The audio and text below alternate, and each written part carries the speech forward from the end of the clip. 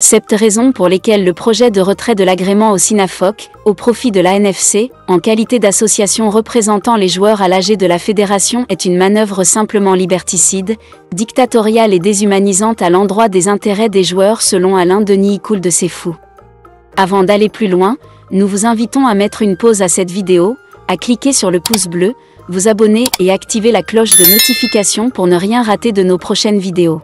Découvrez les services de Statistical Model for Social Science Consultant. Ils offrent des analyses statistiques et modélisation avec SPSS, Stata, R, Python et autres, ainsi que la conception d'enquêtes et la collecte de données. Leur équipe vous accompagne également dans la rédaction de documents scientifiques et propose des formations spécialisées. Vous pouvez vous inscrire à la prochaine session de leur formation en économétrie et techniques quantitatives.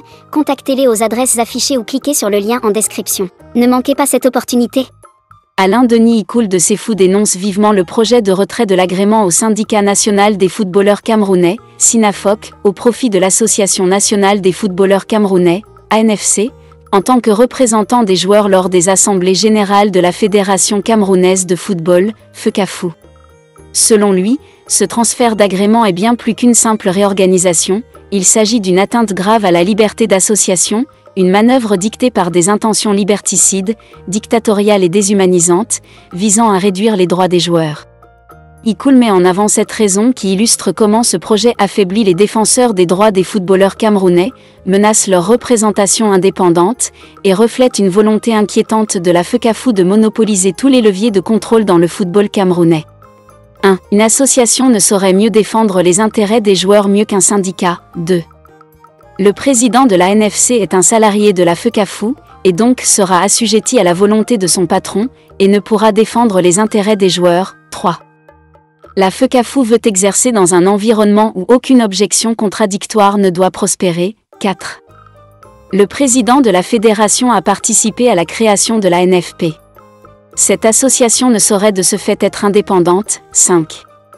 La fédération veut ainsi rompre tout rapport avec le SINAFOC pour mieux piétiner les droits des joueurs avec la complicité de quelques présidents de clubs véreux. 6. La fédération veut avoir le contrôle exclusif sur tous les maillons du football. Comme elle l'a fait pour les présidents de clubs avec l'ASEC, pour les arbitres et les autres corps de métier, la FECAFOO veut aussi phagocyter les joueurs pour se mettre en roue libre, sans aucune résistance. 7. En matière de liberté d'association et de respect des droits humains dans le football, on aura reculé d'au moins 80 ans. Découvrez les services de Statistical Model for Social Science Consultant. Ils offrent des analyses statistiques et modélisation avec SPSS, Stata, R, Python et autres, ainsi que la conception d'enquêtes et la collecte de données. Leur équipe vous accompagne également dans la rédaction de documents scientifiques et propose des formations spécialisées. Vous pouvez vous inscrire à la prochaine session de leur formation en économétrie et techniques quantitatives. Contactez-les aux adresses affichées ou cliquez sur le lien en description. Ne manquez pas cette opportunité.